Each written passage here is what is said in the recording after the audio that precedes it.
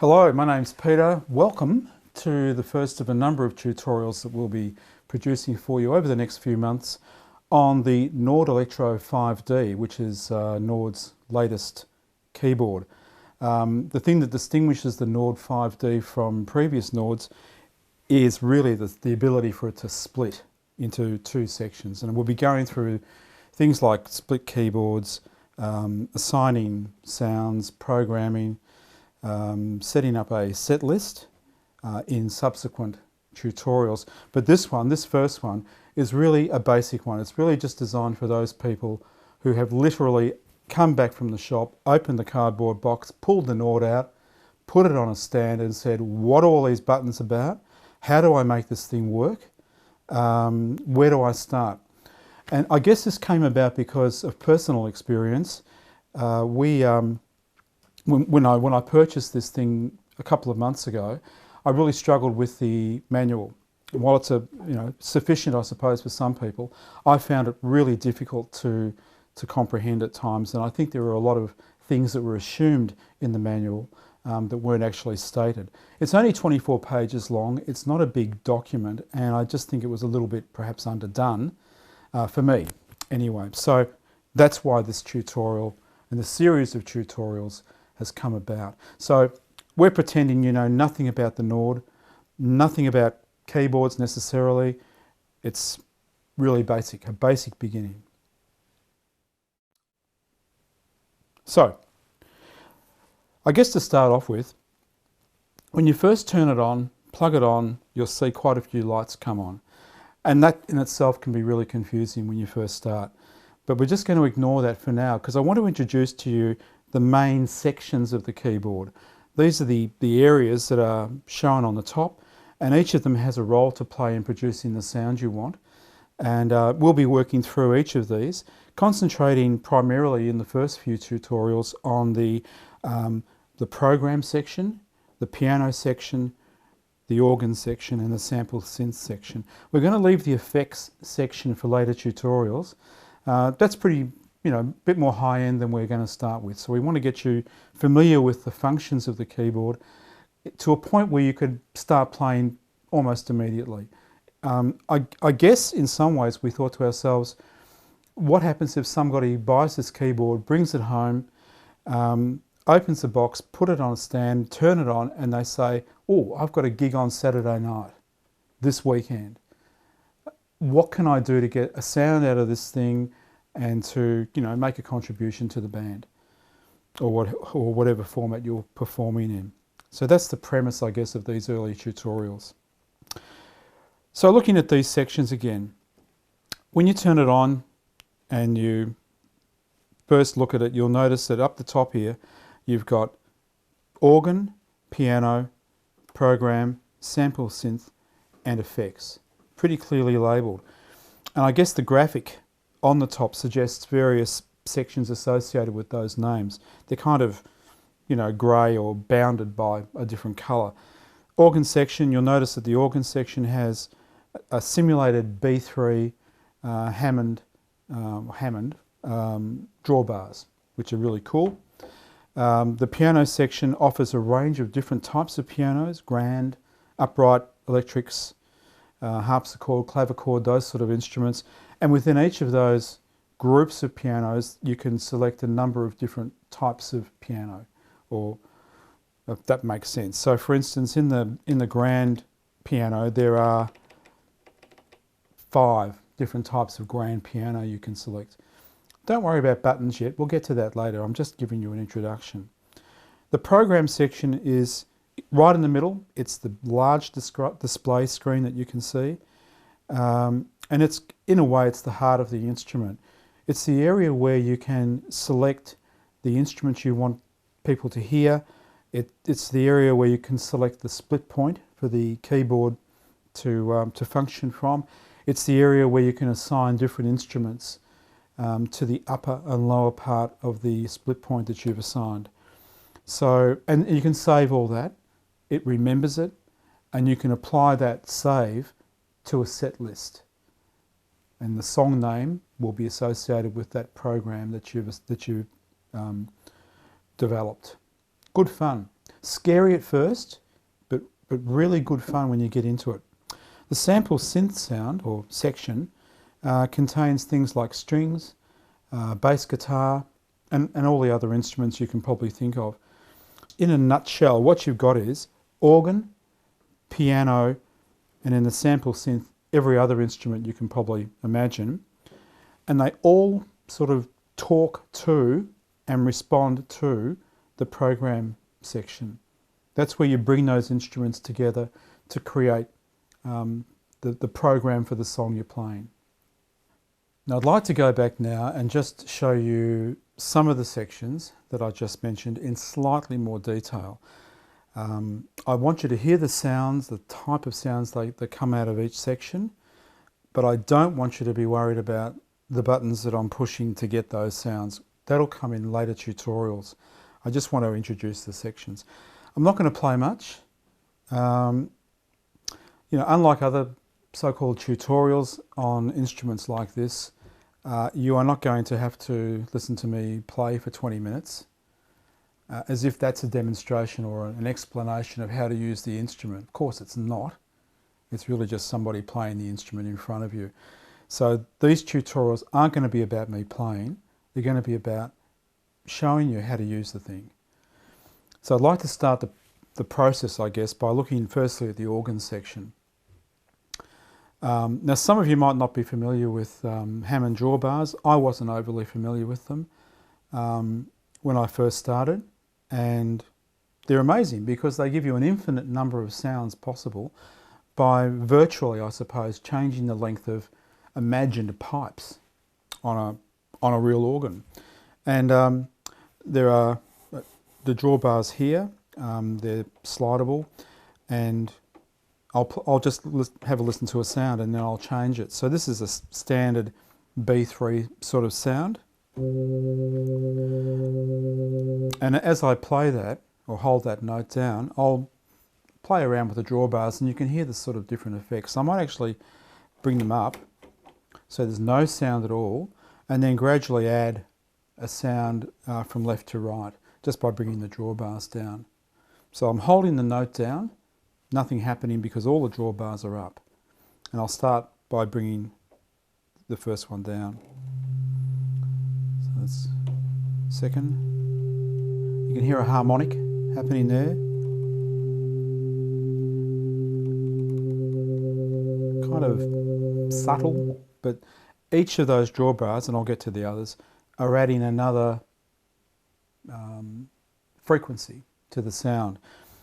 Just by the way, when you've got these first four down, that's often a starting point if you want that sort of standard green onions sort of sound. It's a good go-to position if you're trying to figure out how to get a B3 sound out of it. I'll hold that. I'm just holding down middle C. I'll hold that down again, and I'll bring these other drawbars down so you can hear the other harmonics as they add.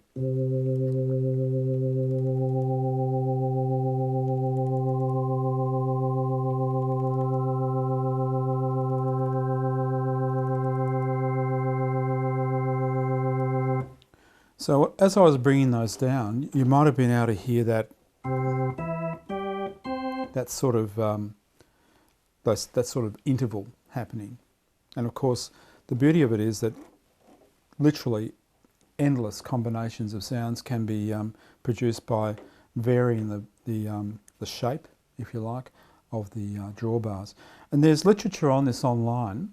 I had a look at a few sites that actually give you drawbar diagrams, so that you can get a PDF document, download it, and it will most obviously list a whole lot of songs that you're probably familiar with, and then give you the drawbar settings that were a feature of that sort of song. So it's a nice way to get into it and get used to using them. So that's the organ section, or at least the drawbar section of the organ, and it's the classic NORD thing. It's one of those things that NORD are famous for, simulating the Hammond sound. As I said before I started, look, there's buttons up here, there's red lights happening, all that sort of stuff. Don't let it worry you just yet. I promise you we'll get to them.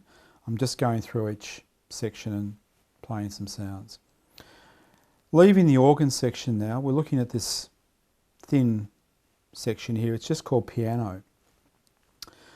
And I must confess, when I first started this, I didn't even realise how to get different sort of piano sounds. I thought we were stuck with just a few. And I don't know why, but it's just because I didn't press that button. There's a button here called model. Should have, I guess, known that intuitively, but you know, part of this tutorial is looking at the mistakes that I've made, or the omissions, or the things I never noticed, and drawing them to your attention, so you know you don't have to go through the same process that I did. So let's leave the organ section, and we'll go to the piano section. And I'm pressing buttons here, and I've actually just pressed the piano light, but I'll get to this in later tutorials. So I've activated the piano here on this program section, but I've just done that to show you this part here, which is the piano part. Up the top there are a number of different types of piano: grand, upright, electric piano 1, EP2, clavichord and harpsichord.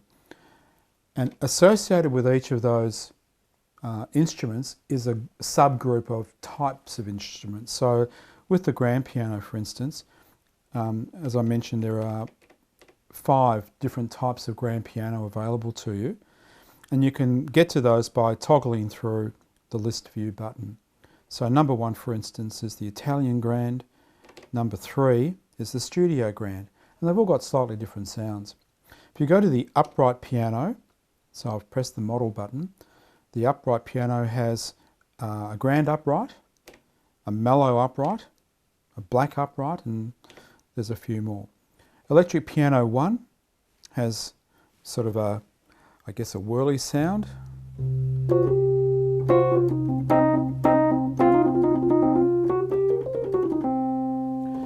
The electric piano 2, a bit more of a bell sound. It's got like a bit of a xylophone or a glockenspiel.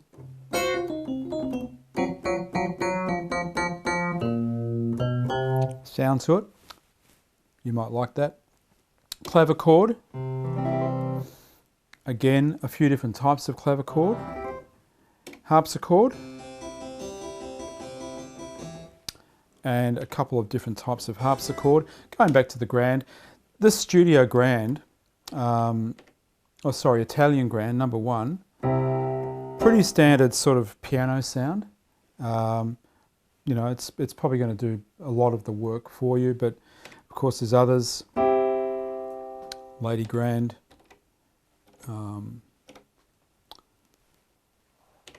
studio grand. You just have to play with it, find a sound you like, and later on I'll show you how to program that sound into a song name, which is really where the action starts. In addition to selecting the type of keyboard or the type of piano you're after, or harpsichord or whatever, you've also got an option here of the acoustics of that sound, the resonance of the sound, long release, string release, or string resolution. So again, I think it's pretty safe to just experiment with that. When you've got the sound you like, don't be afraid, press these buttons here where it says acoustics, and you'll hear a slight difference in the way that the sound resonates. There's also a section here of keyboard touch, which we'll get to when we actually start getting right into this section and talking about the editable qualities of it. Okay, the next section I'd like to have a look at is the sample synth section. Again, it's just that narrow band there, similar in size, I guess, to the piano one. When you select the sample synth section, try saying that with a loose plate. The sample synth section, you'll see a whole lot of numbers up the top, and you can dial those numbers through a range of different instruments in the list view knob by changing that list view value knob. And this one happens to be a ladder bass. Maybe you can use that, I don't know. The sort of bass that I sort of tend to use a fair bit is the the Fender, sort of a Fender dampened bass. I've also found a really nice bass called a Hofner, which is number 86 on the sample synth section.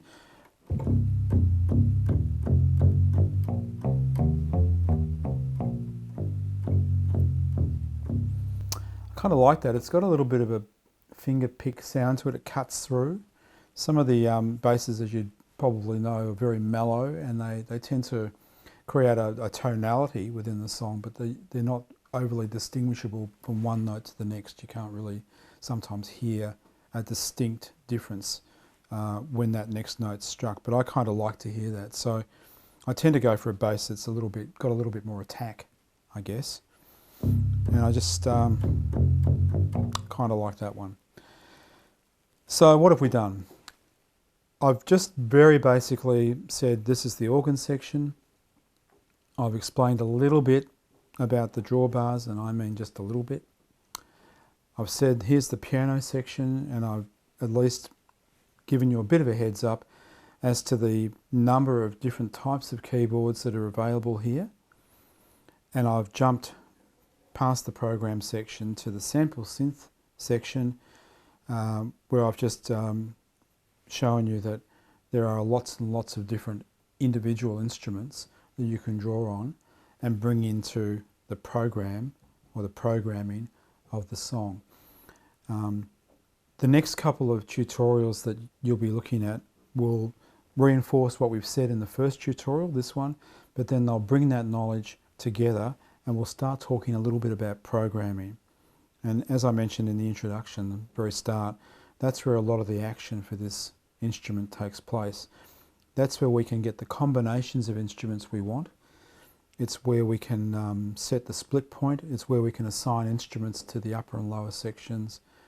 And it's where we can save a program to a song name in list view. Think of list view as the bracket, the set list that you're going to play on the night. And perhaps throughout the tutorials we'll talk a little bit about the language of NORD, the way that NORD thinks, because that took me a bit of time to get my head around as well. Some of the words they use.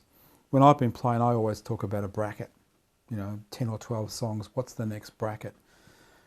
And NORD talks about that same concept as being a set list. And of course we use that term as well, but even that can create confusion. If you've only ever used the word brackets for a group of songs you're going to play, and somebody says, well, this is your set list button, most of you probably get it. I didn't. I needed to think about it. So, that's what this tutorial is about. Just getting rid of some of that ambiguous language and just cutting to the chase a bit. So we'd like you to, enjoy these tutorials, work your way through them, come back and revisit them if you need refreshers on anything. And it's our intention to make sure that these tutorials are sequential. So one will build on the next. There is, I guess, it's assumed when we're producing these that you've watched the previous ones. So if you jump in on number 4 and you're not sure what's happening, I suggest you go back and have a quick look at the ones prior to that, just to get yourself up to speed and get used to the way that we're presenting and the sort of things that we think are interesting for you to know about.